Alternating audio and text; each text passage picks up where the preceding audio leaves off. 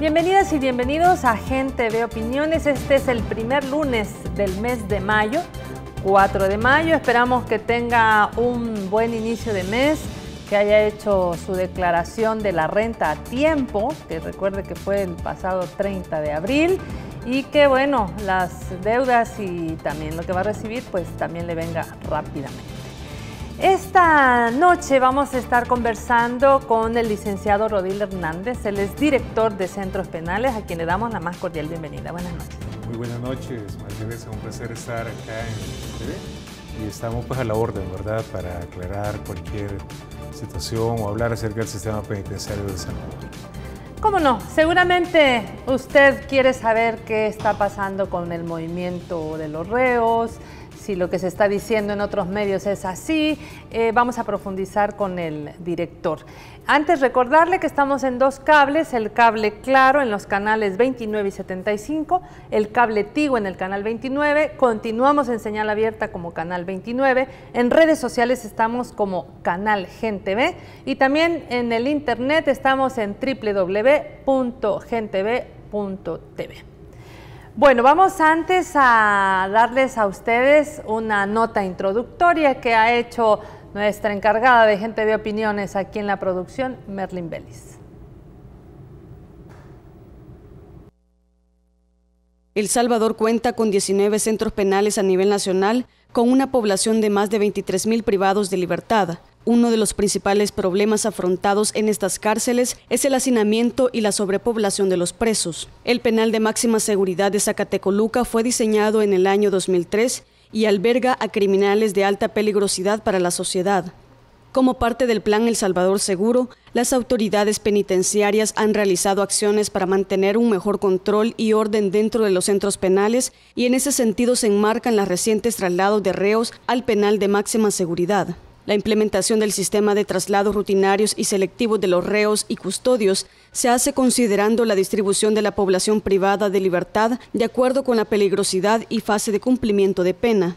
Estas acciones permiten romper algunos de los lazos de comunicación y de coordinación que las estructuras delincuenciales realizan desde el interior de los centros penales. Los traslados y requisas se realizan en coordinación con la Fuerza Armada, la Policía Nacional Civil y la Fiscalía General de la República. De acuerdo con la Constitución de la República y la Ley Penitenciaria, la Dirección de Centros Penales está obligada, en primer lugar, a proveer de herramientas a los privados de libertad para su reinserción y rehabilitación y, en segundo, controlar los centros penales.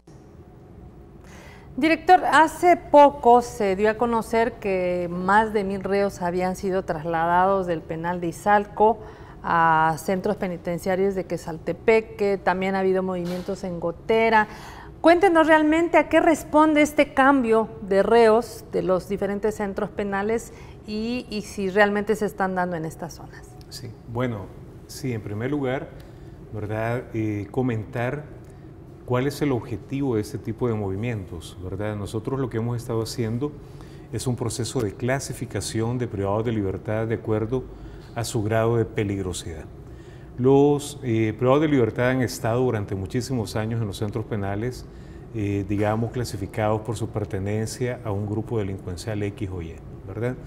Pero se mezclaban dentro de los centros penales reos que dirigían estructuras criminales, que tenían mayor control tanto dentro de los centros penales como hacia afuera, y otros reos que de alguna manera iban llegando a los centros, pero su grado de peligrosidad era distinto, o es distinto. Entonces esto tiene que ver con romper esa estructura o romper esa, digamos, influencia que tienen estos llamados líderes negativos, ¿verdad?, dentro de la prisión. De tal forma que nosotros podamos desestructurar, ¿verdad?, realmente esos mandos, esa, digamos, línea de transmisión de órdenes que se estaban operando de los centros hacia lugares donde nosotros podemos tener mejor control, hay mayores condiciones para ejercer, digamos, una mejor supervisión y poder de esta forma desarticular las redes de estructuras dentro de los centros, pero también ejercer un control más efectivo para que esto ya no siga siendo una amenaza para la sociedad. Esto ya en muchos movimientos, alrededor de 4 o 5 movimientos, hemos enviado más de 61 líderes ¿verdad?, de pandillas, líderes, mal llamados líderes realmente de estructuras criminales, hacia el penal de máxima seguridad de Zacatecoluque. Ahí están en un aislamiento totalmente mejor controlado. Zacatecoluque, que es el de máxima seguridad. Más de 61 traslados, alrededor de 65 traslados, para ser exacto, de reos de máxima peligrosidad hacia el centro penal de Zacatecoluque, y más de 2.700 movimientos de líderes dentro de las estructuras. Estos han sido, quiero decirte, realmente movimientos quirúrgicos. Es decir, esto lo hemos trabajado por nombre, esto lo hemos trabajado por identificación de la persona a través de su rostro, consensuado con diferentes unidades de investigación de la policía, inteligencia penitenciaria, etcétera, de tal forma que podamos realmente afectar estas estructuras y mover a quien debe de ser movido, reubicar a quien debe ser reubicado. En el año de 2012, los diferentes medios de prensa daban un número de presos privados, de personas privadas de libertad, porque también está la cárcel de Ilopango, que es la de mujeres, y se hablaba de alrededor de 8,000. En la nota veíamos que se está hablando de una población penitenciaria de 20,000. ¿De qué cifra realmente estamos hablando que se encuentran, y si son 19 centros penales o son más? Sí, bueno, mira, realmente la cifra es mucho mayor, ha crecido, ¿verdad? En una forma geométrica realmente. La población al día de hoy es de 29.257 reos, ¿verdad? 29.257 reos en este día dentro del sistema penitenciario. Hoy tenemos 20 centros penales, teníamos 19, pero hoy a finales del mes de abril aperturamos el centro penal de Hilo Vasco, ¿verdad? Ese es un centro penal que antes era ocupado por centros intermedios, pero ellos fueron trasladados a una granja en Hilo Vasco, y esta instalación, que es propiedad del Ministerio de Justicia y Seguridad Pública, fue reacondicionada.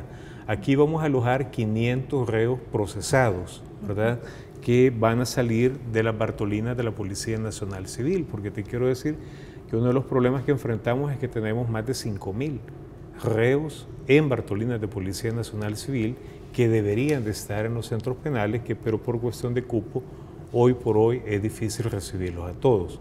Hoy estamos recibiendo este centro, 500 procesados. Estos vienen y estamos dándole prioridad con la policía, que es Bartolinas, donde le está representando mayor problema, ¿verdad?, a la Policía Nacional Civil, a efecto de poder también coadyuvar en la situación. Entonces hoy estamos hablando ya de 20 penales y más de 29,000 privados de libertad en la prisión, y un aproximado de 5,000 reos en Bartolinas. Estamos hablando entonces de 32,000, 33,000 reos que deberían de estar en el sistema penitenciario. Del 2012 a la fecha, podríamos decir que se ha triplicado casi, ¿no?, la lista de... No, en el 2012 creo que la cifra era mayor, ¿verdad? También. Pero sí, ¿verdad? Podemos decir que del año 2009, ¿verdad?, a la fecha, hemos crecido, digamos, proporcionalmente quizás como por un 20%, porque también han habido egresos. Lo que no hemos tenido es, digamos, ampliación en la capacidad de los centros penales. Esta se ha mantenido constante, y la cantidad de reos que caben en las prisiones es de 8,449. Yo creo que por ahí andará como esta cifra, ¿verdad? Esa es la capacidad real, es decir, un hacinamiento de más del 327%, es decir, 3 veces más de la capacidad actual que tenemos en el sistema. Pero bueno, este hacinamiento obviamente le produce un problema al sistema penitenciario, porque estamos hablando que si 20 reos en una cárcel de 1 metro por 1 metro, ahora hay 60. Exactamente. Eso trae problemas de insalubridad, de salud del propio reo. ¿Qué medidas están tomando para combatir este problema de hacinamiento? Fíjate que tú has dicho algo clave, ¿verdad? El hacinamiento reduce todas las posibilidades realmente de control, de rehabilitación, etcétera, e incrementa todos aquellos aspectos negativos. Por ejemplo, el tema de salud, el tema de control, ¿verdad? Se ve realmente debilitado cuando tú tienes, en primer lugar, prisiones que no fueron diseñadas para eso, ¿verdad? Tenemos muchos centros penitenciarios que fueron construidos para otros propósitos y no diseñados para cárceles. Desde ahí tú ya tienes un problema realmente para poder ejercer el control. Luego tenemos una cantidad de agentes en una desproporción descomunal. Es decir, nuestros agentes apenas logramos cubrir algunas de las posiciones que debemos de cubrir. Y eso significa que debemos en los próximos años realmente hacer un esfuerzo para poder incrementar la cantidad de custodios. No solo disminuir la cantidad de privados de libertad que hay, sino mejorar la cantidad y la calidad de los agentes custodios en los diferentes centros penales. Hay un programa de reducción del hacinamiento carcelario que fue planteado ya desde inicios de esta gestión del señor presidente Salvador Sánchez Serén, que tiene que ver con un financiamiento del BCIE, el Banco Centroamericano. Estamos hablando de 71 millones de dólares financiados por el Banco Centroamericano, más una contrapartida de alrededor de 8 millones de dólares que es el aporte del Estado de El Salvador. Estamos hablando de más de 80 millones, 80 puntos y algo millones de dólares que van a servir para varias cosas. En primer lugar, informarle a la población que hemos iniciado ya el proceso de licitación de la finalización de obras de Izalco. Este es un centro penal que por problemas financieros de la empresa que cayó en quiebra y otras situaciones, fue abandonada su construcción, y por diversos problemas financieros, etcétera, no se pudo iniciar su reconstrucción hasta este año. Esperamos nosotros que para el próximo año, por ahí por septiembre o octubre, podamos estar recibiendo ya finalizada esta obra. Esto va a contar con 1.740 espacios de mediana seguridad. Por eso, si ustedes ven, estamos concentrando en Izalco, aquellos reos de mayor peligrosidad, por varias razones. Porque el centro actual ya reúne... si habláramos de división de los penales, ustedes hablan, por ejemplo, Zacatrás, de máxima seguridad. ¿Y qué otra división hay? Izalco, que es de mediana seguridad, y Gotera, que lo estamos convirtiendo en un penal de mediana seguridad también. Pero además viene la construcción del nuevo módulo de Izalco, el nuevo edificio de Izalco, que le denominaríamos fase 3, por decir algo, que va a tener 1.740 nuevos cupos para reos de mediana peligrosidad. Es decir, estamos construyendo, diseñando en ese inmueble de Izalco, que es propiedad nuestra, un complejo penitenciario que nos va a permitir ahí tener aquellos reos de mayor peligrosidad del país, con mejor equipamiento, más personal más calificado, tecnología, de tal forma que podamos realmente ejercer un control efectivo sobre estos privados de libertad y desarticular totalmente cualquier esfuerzo que ellos puedan estar realizando de atentar contra la sociedad. A ver, y en ese marco, digamos que también de mejorar las condiciones de hacinamiento, o sea, reducirlo, de dividir los diferentes centros penales en mediana, máxima seguridad, está un plan gubernamental que es El Salvador Seguro. ¿De qué manera la Dirección General de Centros Penales se inserta en este plan? ¿Qué acciones tienen ustedes? Totalmente está insertado, porque estas medidas que nosotros estamos tomando vienen de nuestro plan de seguridad del Ministerio, que tiene dentro de sus ejes el tema de rehabilitación y reinserción, Pero además, nuestro plan de trabajo en el Ministerio, también sus componentes fueron tomados en el plan El Salvador Seguro, que fue presentado por el Consejo Nacional de Seguridad Ciudadana y Convivencia. Entonces, fíjate cómo se van integrando. Y todo eso, además, se inserta también en el plan quinquenal. Es decir, hoy tenemos acciones que estamos realizando en penales que, como yo mencionaba anteriormente, y lo ha dicho muy bien el señor Ministro de Justicia, planes claros, concretos, definidos, planes que están a corto, a mediano y largo plazo, planes que podemos decir, planes que no podemos mencionar todavía, porque digamos, es un tema de seguridad. Pero la rutina de estar cambiando reos de un penal a otro es parte del plan. Es parte del plan, ahí está contemplado en las medidas, la número 64, creo, 69, 64, sí. Del plan El Salvador Seguro, ahí están contemplados. Lo que es importante en eso es que la población vea acciones coordinadas, un plan definido. Mucho se ha dicho, mucha gente habla, no, mire, seguridad no tiene un plan. ¿Cómo no? Y ahí están las evidencias, parte de. Es parte de todo ese proceso. ¿verdad? La movilización a Zacatecoluca, la clasificación de reos de mayor o de menor peligrosidad, la ubicación de estos reos clasificados como más peligrosos en centros penales con mayor control, la inversión en tecnología, la inversión en otros procesos de control, pero además el tema de la rehabilitación, ¿verdad? Que también es importante, ya lo ha dicho nuestro presidente, ¿verdad? No solamente es la mano, ¿verdad?, de control y de represión, sino también en el tema penitenciario, la mano de la rehabilitación. Y ahí también... Ya vamos a entrar a esta labor de rehabilitación. Sin embargo, la ciudadanía no debiera ver el trabajo de la Dirección de Centros Penales como algo aislado. ¿Ustedes coordinan con qué otras instituciones, además de la Policía Nacional Civil, por Bueno, ejemplo? principalmente con Policía Nacional Civil, pero también tenemos una gran coordinación con la Fuerza Armada. La Fuerza Armada realiza un papel por mandato presidencial, ¿verdad?, de mucha ayuda, mucho soporte al sistema penitenciario, sobre todo en las áreas perimetrales, pero también coordinamos con la Fiscalía General de la República, ¿verdad? Quiero decirte que el nivel de coordinación que tenemos ahora con la Fiscalía General de la República nunca antes se había tenido y nunca antes se había visto en el país. ¿De qué sirve esto? Sirve para aunar esfuerzos, para ser más efectivos y realmente para que la información que pueda fluir de cualquiera de las instituciones, en este caso del ámbito penitenciario, llegue oportunamente, porque eso es importante, que llegue oportunamente a las instancias que tienen que ver con la persecución del delito.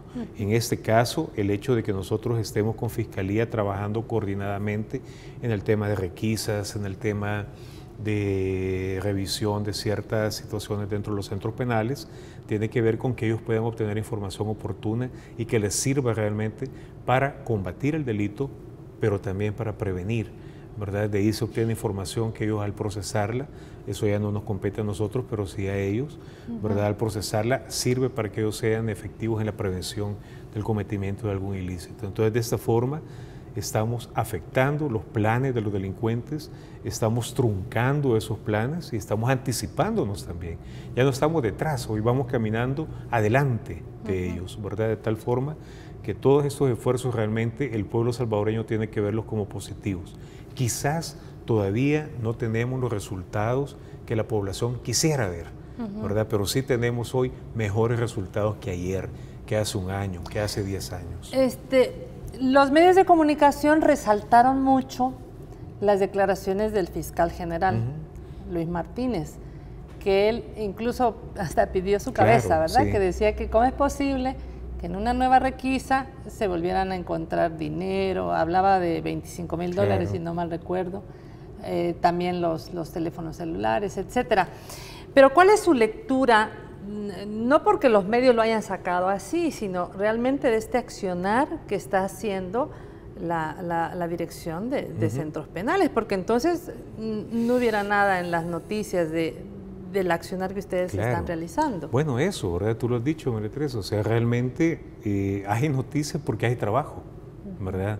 Hay noticias porque se están generando resultados, ¿verdad? Con el señor fiscal, es alguien a quien yo respeto mucho, ¿verdad? Y con quien hemos tenido un nivel de coordinación, como te decía, muy amplio. Obviamente, en esas nuevas formas de trabajar, en esas nuevas formas de, digamos, accionar que antes no se tenían, habrán diferencias, habrán dudas, habrá cualquier tipo de situación. ¿Y qué es lo que tendremos que hacer? Pues ponernos de acuerdo, trabajar juntos y realmente obtener mejores y mayores resultados, ¿verdad? Yo decía, miren, no se sorprendan, vamos a ver eso, veremos muchas más cosas en el futuro, ¿verdad? Pero obviamente tendremos que ir cada vez encontrando menos ilícitos, cada vez haciendo más difícil el accionar de los delincuentes dentro de los centros penales y mucho más difícil realmente el cometimiento de ilícitos desde los centros penales. El hacinamiento nos afecta, el poco personal nos afecta, la falta de tecnología nos afecta. No escapamos a las realidades de países vecinos, El Salvador, Guatemala, Honduras, pero no estamos tampoco en condiciones tan complicadas como otros hermanos de Centroamérica y de América Latina. No es una excusa, no es una justificación. Lo que quiero decir es que algo hemos hecho bien. Es decir, no estamos en situaciones tan deplorables como otros sistemas. Y cada día nuestro sistema penitenciario se va a ir transformando. Y ese es el compromiso que nosotros hemos asumido como autoridades, es el compromiso del ministro de Justicia y es el mandato del presidente Sánchez Serén. Llevar control, llevar orden, reducir el ocio carcelario y realmente brindar herramientas de rehabilitación a las personas privadas de libertad que así lo quieran, ¿verdad? A ver, ¿estaba realmente tan abandonado el sistema Definitivamente, penitenciario? María Teresa, tú has visto las imágenes, la población ha visto, esas imágenes son nuestras, de archivo.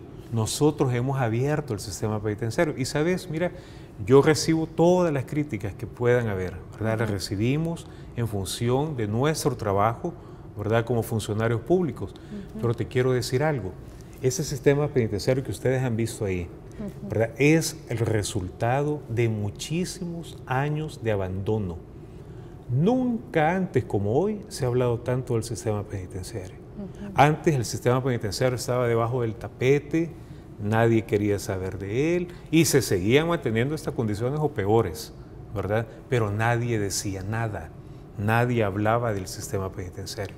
Hoy nosotros hemos abierto porque es necesario que la población conozca, vea qué es lo que tenemos, la población pueda darse cuenta realmente de lo que hemos recibido, de dónde partimos, para que la población pueda ir midiendo en el tiempo y pueda ir viendo poco a poco cómo estamos hoy, cómo estaremos mañana, cómo estaremos dentro de un año. Esas condiciones no deben de continuar así. Obviamente hay que hacer muchísimo trabajo, hay que hacer una gran labor de coordinación. Gracias a Dios hoy tenemos un presupuesto, ¿verdad? No es, digamos, todo el que requerimos, pero sí es suficiente para dar estos pasos. No vamos a solucionar el problema en la noche a la mañana, pero sí vamos a avanzar grandemente en construir un mejor sistema penitenciario. Sí sabemos, ¿verdad?, que estas medidas van a tener un efecto, ¿verdad?, en la reducción del cometimiento de ilícitos en los centros penales. Hoy por hoy, ¿verdad?, todavía es demasiado pronto, ¿verdad?, para poder evaluar la intensidad del impacto que hemos causado. Estamos seguros que van a afectar grandemente la comunicación entre las estructuras, ¿verdad? Y ya hemos estado observando algunos resultados, ¿verdad?, de descoordinación, por ejemplo, de las estructuras delincuenciales. En esto lo que tenemos que ir haciendo es midiendo en el tiempo realmente, y lo otro que es más importante, hacer sostenibles estas medidas. Es decir, el éxito de estas medidas no depende que las hayamos hecho ya una vez, ¿verdad?, sino que dependerá realmente de que podamos ser constantes, ¿verdad?, en este tipo de acciones. La delincuencia opera de una manera rápida muchas veces, ¿verdad?, se reagrupan, se reajustan y nosotros tenemos que estar permanentemente en esta batalla y en esta lucha, de tal forma que podamos llegar a un momento en que realmente tengamos un control total y efectivo en los centros penitenciarios, pero que también, ¿verdad?, se tenga un control total en el territorio. Aquí se suman muchas acciones, no solamente nuestras, sino también de Policía Nacional Civil y próximamente, bueno, ya ha dado inicio también el plan de trabajo en el área de la prevención, ¿verdad? Entonces, esto es, como te decía, resultado de un plan integral de seguridad. Seguramente dentro de este plan integral debe estarse preguntando don Juan, si alguien cometió un delito, pero es un delito menor, digamos, alguien que robó a una persona para la cual trabajaba, de repente le robó algún cheque, algún dinero, ese es un delito, que va a la cárcel la persona, pero hay otro que asesinó y otro que defraudó.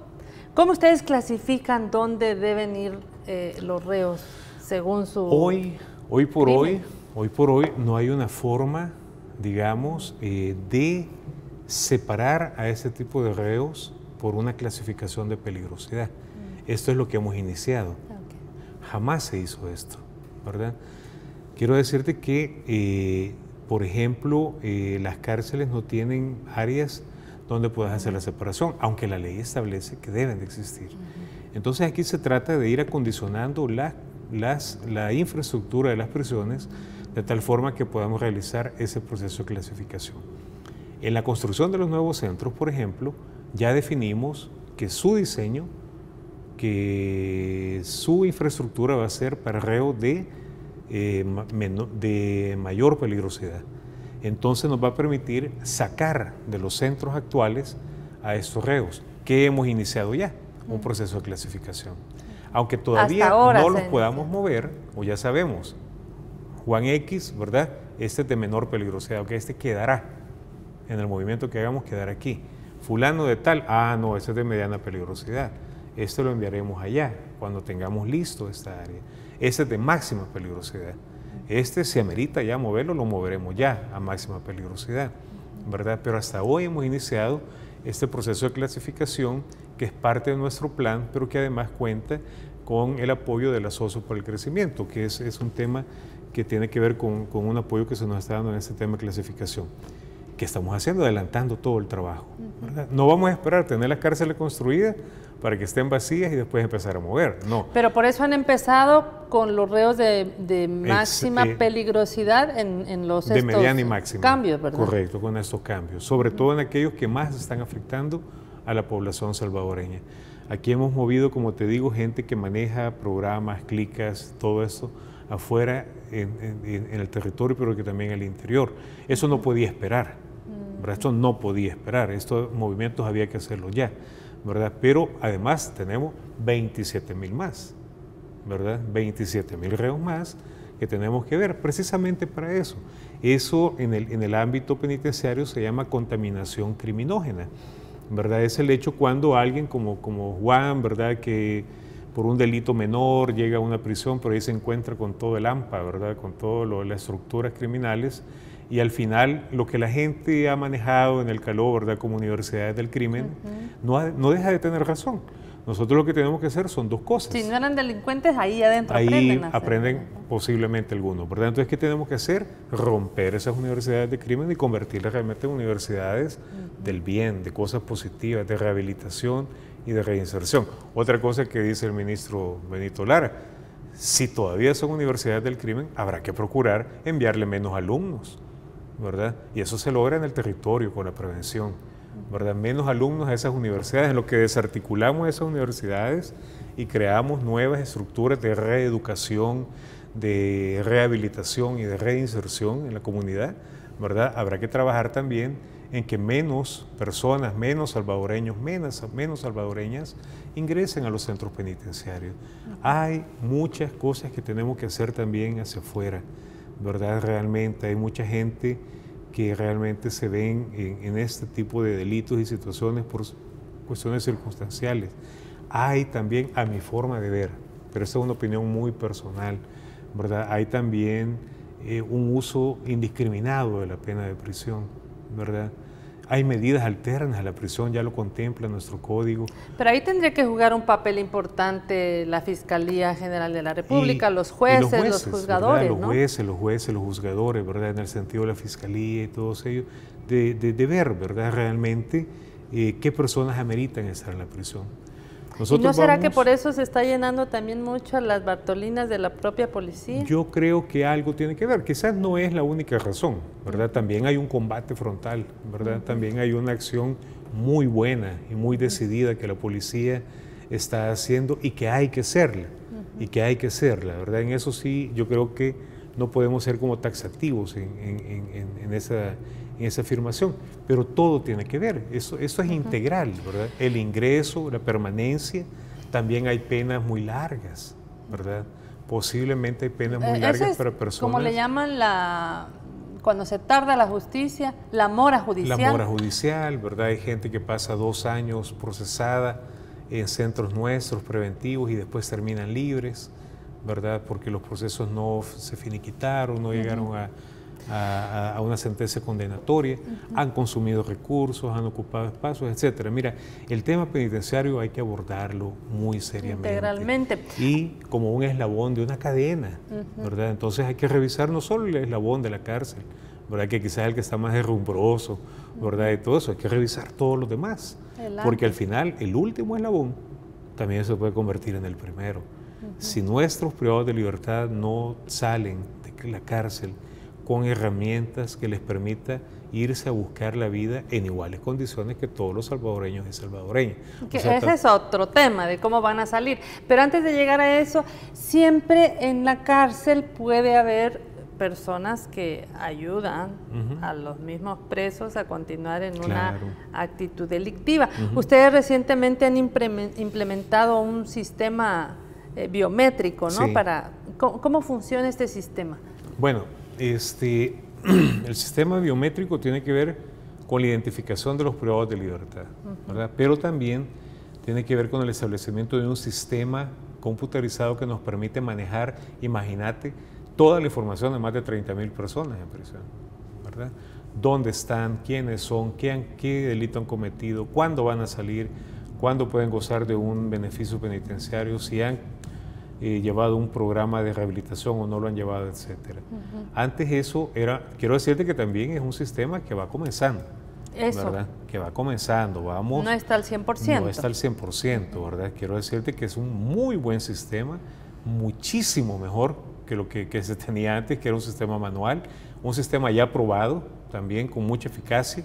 Hemos tenido gente que se ha fugado, por ejemplo, del sistema, ¿verdad? O gente que ha reincidido porque han entrado con una nueva identidad al sistema y cuando van y ponen su huella, era el ¿verdad? mismo. Era el mismo, ¿verdad? Entonces ahí hemos resuelto también, ayudado a resolver otras situaciones.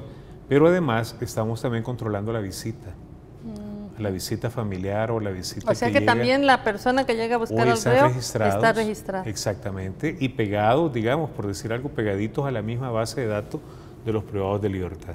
Es decir, el privado de libertad, a él hoy se le añaden, ¿verdad? Se le agregan quiénes le visitan, cuántas veces llegan, si llegan a visitar a otra persona en ese mismo centro o en otro centro penal, cuál es la afiliación, cuál es la vinculación, cuál es el grado de afinidad o no que hay entre ellos, con qué frecuencia llegan al centro penal estas personas, cosa que era casi imposible hacerlo. Eso les va a llegar a establecer manual. Redes. Exactamente, pero también nos va a ayudar a nosotros a desestructurar. Claro. Por eso habrán medidas que vamos a tomar en el futuro, ¿verdad? Que tienen que ver también con estos aspectos. No son medidas de violación de derechos humanos, son medidas de control que hay que tomar adentro de los centros penales, principalmente por la situación que estamos viviendo actualmente. Claro. No se violan los derechos, no se le quitan los derechos de visita al interno, pero tampoco significa que ellos van a estar ahí ocupándolo como centros de operación ni de nada, ¿verdad? Son realmente centros de reeducación, de rehabilitación, y lo tienen que entender ellos y su grupo familiar. Claro. Quien debe de visitar a un interno es su grupo familiar, ¿verdad? Ese es principalmente el vínculo que nosotros debemos también de potenciar, ¿verdad? La reunificación de la familia, el hecho de que puedan restablecer los lazos. Entonces no necesitamos tampoco que estén el montón de gente dentro de los centros penales cuando al final los espacios son muy reducidos y nosotros no podemos ejercer un control sobre todos ellos. La gente se preguntará, ¿y por qué no han hecho eso antes? Bueno, hoy lo estamos haciendo. Hoy que tenemos los mecanismos, hoy que tenemos las herramientas, estamos ya, ¿verdad? Tienen una proyección y una de proyección futuro. clara. Entonces, lo importante en esto no es por qué nos hizo hace 10 años o por qué nos hizo hace 20 años. Ya pasó. Hoy lo que importa es lo que estamos haciendo de aquí en adelante. ¿Cómo no? Quisiéramos invitarles a ver un sondeo que se realizó para preguntarle a las personas qué opinan de precisamente el traslado de los reos que han recomendado las autoridades de los centros penales. Veamos qué dice la gente. Es una medida que implementa las autoridades, ¿verdad? Para la seguridad de la población. Muy importante que esté en un lugar seguro donde no puedan escapar. Hay personas productivas que pueden hacer cualquier obra en carpintería, en mecánica y en un montón de cosas, pero si solo se persigue no se va a encontrar solución. Tienen que vigilar más, ¿verdad? No sé, como crear como correccionales también para ellos, que los vayan agarrando y los eduquen, porque los han tirado como animales y peor se ponen.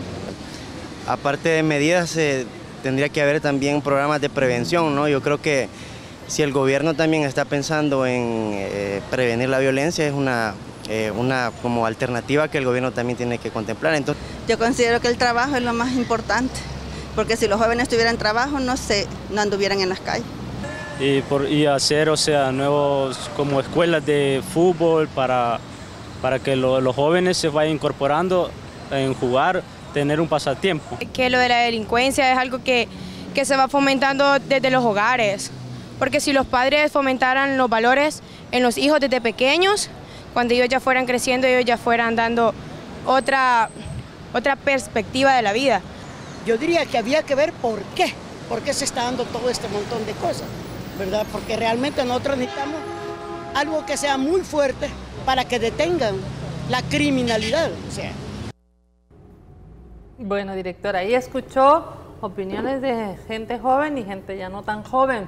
¿Qué opinión le merece a usted lo que dice la gente? Mira, excelente, muy bien, ¿verdad? Yo de veras te digo, me ha causado una gran impresión, ¿verdad? Con la forma en que estos compatriotas se han expresado, porque veo realmente una comprensión del tema y de la situación, muy diferente a lo que algunos expertos a veces opinan. Fíjate que he visto en esa sabiduría, ¿verdad?, en ese conocimiento popular de nuestro pueblo, ¿verdad?, realmente mucha sabiduría.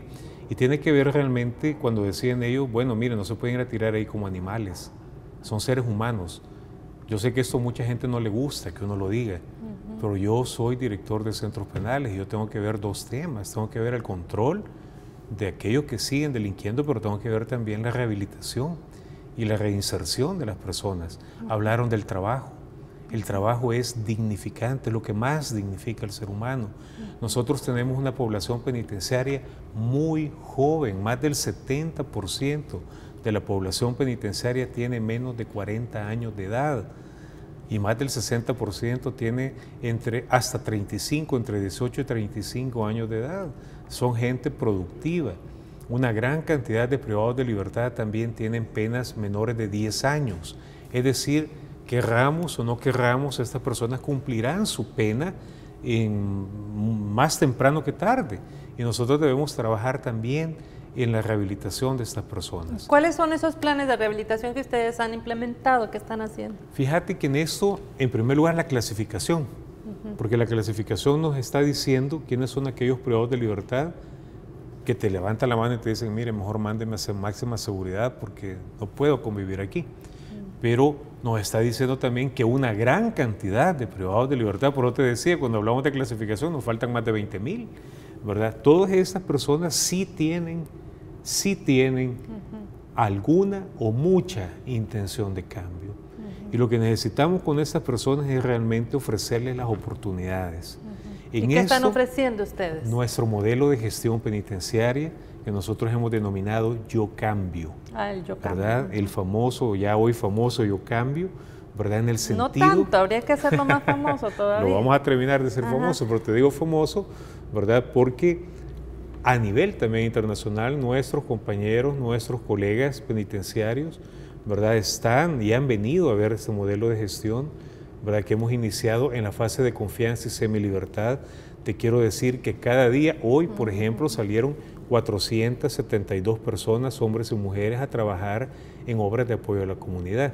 En este programa, en este modelo de gestión, nosotros esperamos que en los próximos 6 meses, 1,000 hombres y mujeres salgan a los 10 municipios en los cuales se va a trabajar también el plan de prevención, ¿verdad?, a poner ahí todo su trabajo y su esfuerzo en mejorarle el rostro a todas estas ciudades, a estos municipios, a estas comunidades. Vamos a trabajar en conjunto con todos los compañeros que van a impulsar los programas de prevención, vamos a trabajar con policía comunitaria y 1,000 privados de libertad van a trabajar en esos 10 municipios de tal forma que le cambiemos el rostro a la ciudad y que la gente vaya viendo un rostro diferente también del sistema penitenciario. Y también tienen las granjas penitenciarias, pero, ¿no? Exactamente, pero esto es, digamos, la proyección hacia afuera, ¿verdad? Tenemos las granjas penitenciarias y en esto decirte que tenemos en el financiamiento del Banco Centroamericano el financiamiento suficiente para ampliar las granjas penitenciarias para 3,000 personas. Ahorita las granjas se trabajaron a nivel de proyecto piloto, ¿verdad? Con pocas personas, de tal forma de ir probando todos los métodos, todas las actividades de rehabilitación y de trabajo. Pero en estas granjas, toda la gente que está en las granjas, hombres en Santa Ana, mujeres en Izalco y una nueva granja que estará en Zacatecoluca, van a estar en actividades productivas.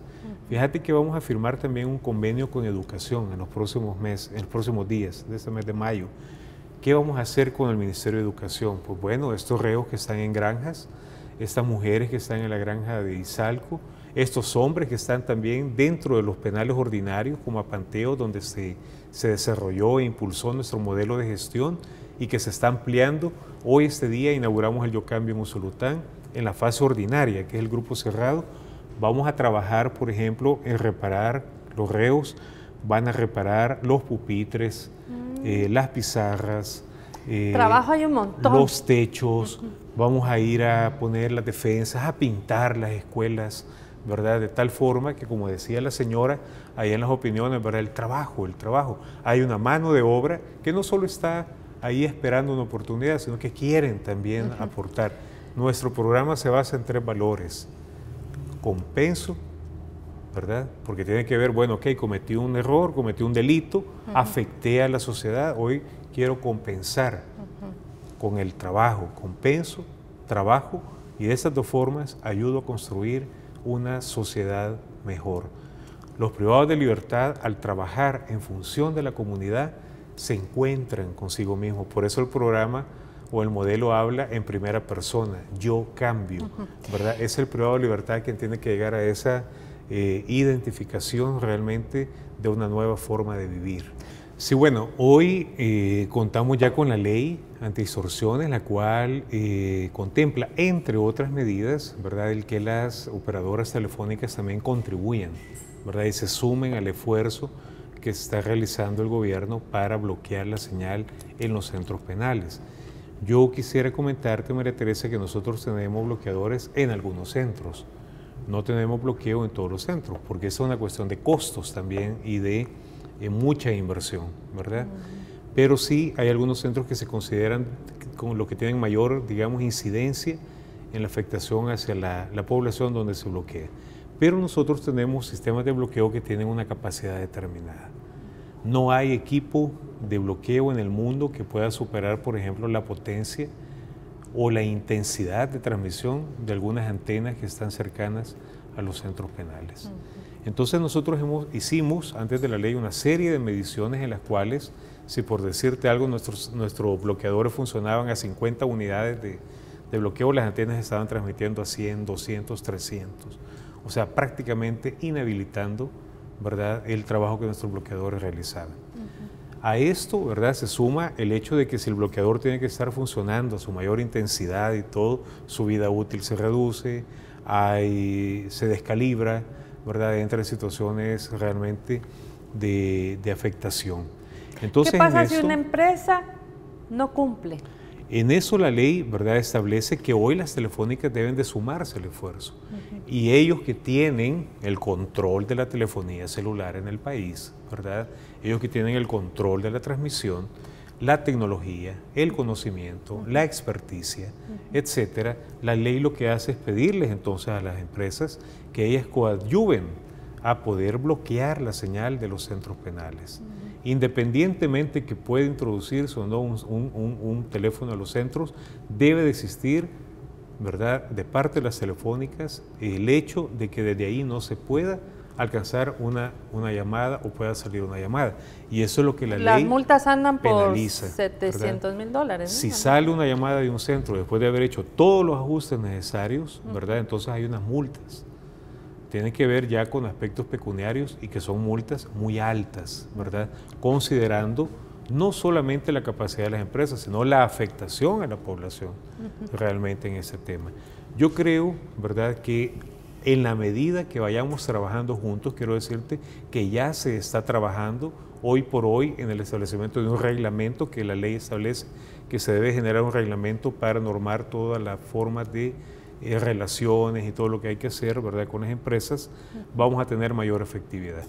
En ese sentido, ¿verdad?, también tendrá que reducirse el ingreso de teléfonos, porque si estos no se pueden utilizar, si ya no van a servir de nada, entonces obviamente tendremos también ahí una disminución en esta lucha que tenemos diaria del ingreso de los teléfonos, ¿verdad?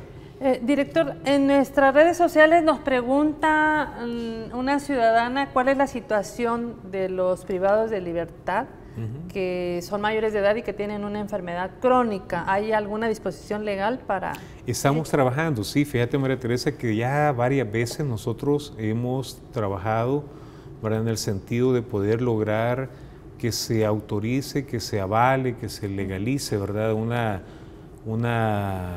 medida, ¿verdad?, que nosotros propusimos, que tiene que ver con más o menos 925, 960 reos que son mayores de edad avanzada, que padecen enfermedades crónicas, degenerativas, ¿verdad?, ¿verdad?, ya están en fase terminal, de tal forma que ya no representan un peligro para la sociedad. Este es un concurso de gracia que hemos impulsado muchas veces, lamentablemente no ha contado con el acompañamiento necesario de las fracciones en la Asamblea Legislativa, pero nosotros esperaríamos que una vez se instale la nueva Asamblea, seguir luchando, ¿verdad? Hay una cantidad de reos, falta todavía, ¿verdad? Tema que no debo tratar, pero cuando se instale la Asamblea, impulsaremos, ¿verdad? Porque sí, ya nos representan un peligro para la sociedad. Muchas de estas personas realmente ya están pasando sus últimos días de vida en la prisión. Ellos de alguna manera también el reencuentro con su familia será beneficioso, ¿verdad?, tanto para las familias como para ellos, pero también, ¿verdad?, de alguna manera nosotros invertimos una cantidad de recursos en estas personas que ya no representan un peligro para la sociedad. Entonces eso es importante y qué bueno que lo mencionen. Director, bueno, hoy vimos a Rudolph Giuliani, estuvo en un medio, pero también asistió a la reunión de la empresa privada. ¿Qué opina sobre las propuestas que está haciendo este señor? Bueno, yo te voy a hablar, por ejemplo, de las propuestas en el tema penitenciario, ¿verdad? Yo estuve hoy por la tarde, escuché su ponencia y quiero decirte que muchas de las recomendaciones que él ha dado sobre el sistema penitenciario ya están contempladas en nuestro plan de seguridad, ya están contempladas en el plan El Salvador Seguro, ¿verdad? Y ya las estamos ejecutando, ¿verdad? Hay otras que encajan perfectamente en todos nuestros planes y que obviamente, pues, ¿verdad?, van a ser implementadas en los próximos meses. En el tema penitenciario, realmente lo que yo escuché de la propuesta encaja perfectamente en nuestros planes, es decir, nuestros planes ya contemplan medidas similares a las recomendadas por el señor Giuliani. ¿Qué es el tema de la reinserción, las medidas preventivas? Las medidas preventivas, el bloqueo de señal, ¿verdad?, el ataque a la extorsión, los movimientos de reos para la desestructuración de las redes criminales, asegurar mejor las prisiones. Entonces, si tú ves, ¿verdad?, son medidas o recomendaciones, perdón, que él hace, que encajan perfectamente en los planes que nosotros estamos realizando. Digamos que no hay mucho de nuevo. Director, si usted le tuviera que pedir algo a los medios de comunicación para realizar mejor su trabajo, ¿qué le pediría? Que resaltemos las acciones integrales que se realizan, ¿verdad? Yo te hablo del sistema penitenciario. Y hace unos días en Usulután, en un programa que es financiado precisamente por la Embajada Americana, te quiero decir algo muy importante. Ahí se resaltaba también el trabajo de nuestros privados de libertad que estaban construyendo una delegación policial en Usulután, unas Bartolinas, pero una cancha multideportiva. Entonces yo hablaba con algunos medios ahí porque me abordaron y les decía, bueno, miren, han resaltado por días y por días y por días y horas y horas y horas todo lo que ustedes creen que es malo en el sistema penitenciario, pero aquí hay algo que es también parte del sistema penitenciario, es el otro lado de la moneda, ¿verdad? Es el lado de la rehabilitación, de la reinserción, es el lado de hombres que estaban ahí, que llegaban desde San Miguel, de Usulután y de San Vicente en fase de confianza, que se movilizaban diariamente para contribuir en algo, ¿verdad?, de apoyo a la Policía Nacional Civil, pero también a la comunidad ahí en Usulután. Ese es el otro lado de la moneda. Yo creo que los medios deben de ser integrales, abordar la situación, claro, ¿verdad?, lo que hay que abordar. Yo te digo, para nosotros es importante todo lo que ustedes como medios de comunicación nos dan como insumo ¿verdad? Nosotros lo tomamos en el ámbito penitenciario, somos muy proactivos, pero también pediríamos que nos enfoquemos en el otro lado de la moneda, en el lado de la rehabilitación, del esfuerzo, porque no todo es malo, ¿verdad? Hay muchas cosas buenas y positivas que hay que resaltar. Así es, como en la vida, ¿verdad? Hay Como cosas malas, pero hay cosas muy buenas también. Bueno, agradecemos muchísimo al licenciado Rodil Hernández, director de Centros Penales, por haber acompañado esta noche aquí en Gente de Opinión. Muchas gracias. Gracias a ustedes y un saludo a la audiencia, ¿verdad? De Gente de, ¿verdad? Y aquí estamos a la orden para cualquier aclaración o cualquier ampliación del tema penitenciario. Estamos trabajando, perdón María Teresa, por un sistema penitenciario que llegue a ser moderno, seguro y rehabilitante. Bueno, vamos a estar viendo esas propuestas, moderno, seguro y rehabilitante, que es lo que merece también la población reclusa, y ojalá cada vez menos hubiera personas privadas de libertad. Pero eso va a ser también a lo largo de lo que este gobierno y las diferentes instituciones tienen que trabajar, cada quien en lo suyo. Mañana les invito a ver la encuesta nacional de salud, donde precisamente el 30% de jóvenes no viven ni con su padre ni con su madre, o porque se han muerto, o porque están separados, o porque están fuera del país. Y esas son herencias que al final afectan también a la población. Bueno, el día de mañana a las 7 de la noche una nueva entrevista aquí en Gente de Opiniones. Que descansen.